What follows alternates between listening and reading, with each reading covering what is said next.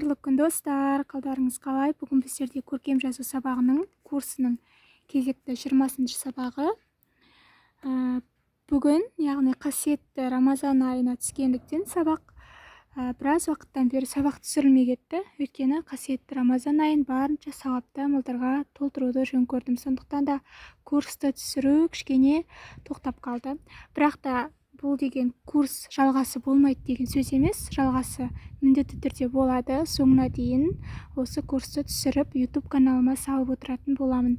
Егер сіздер осы YouTube каналыма тіркеліп алып, тұрақты менің видео сабақтарымды бақылап отыратын болсаңыздар, практика жасап жазатын болсаңыздар, сіздер де осындай әдемі көркем жазып үйренетін боласыздар. Немесе бастауыш сынып мұғалімі болсаңыз, жоғары сынып мұғалімі болсаңыз да оқушыларыңызға осылай әдемі жазуды үйрететін боласыздар.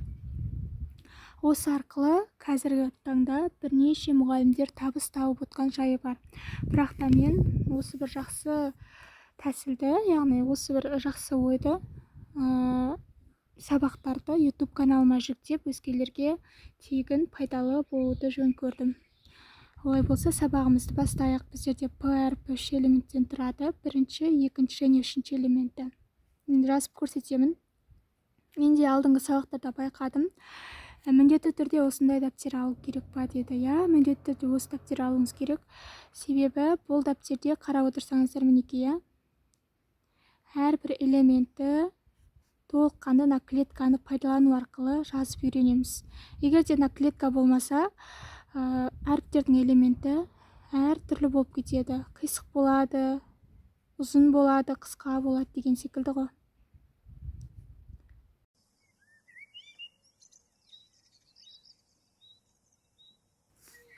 Келесі біздерде PHP, кіші PHP.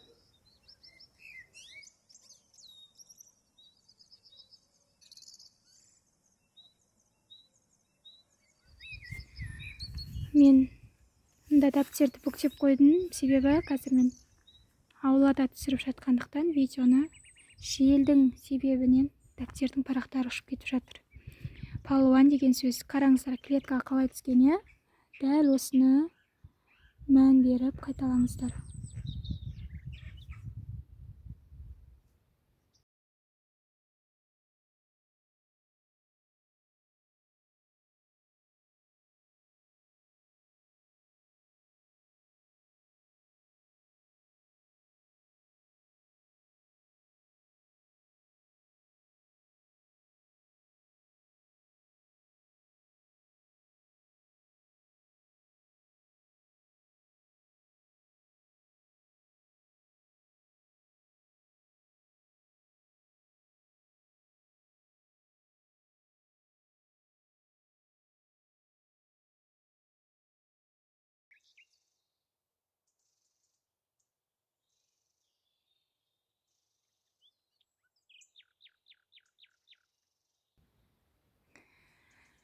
Менің сабақтарым сіздерге түсінікті болып жатыр ма? Егер де түсініксіз болып жатса, комментария бөліміне жазып кетіңіздер.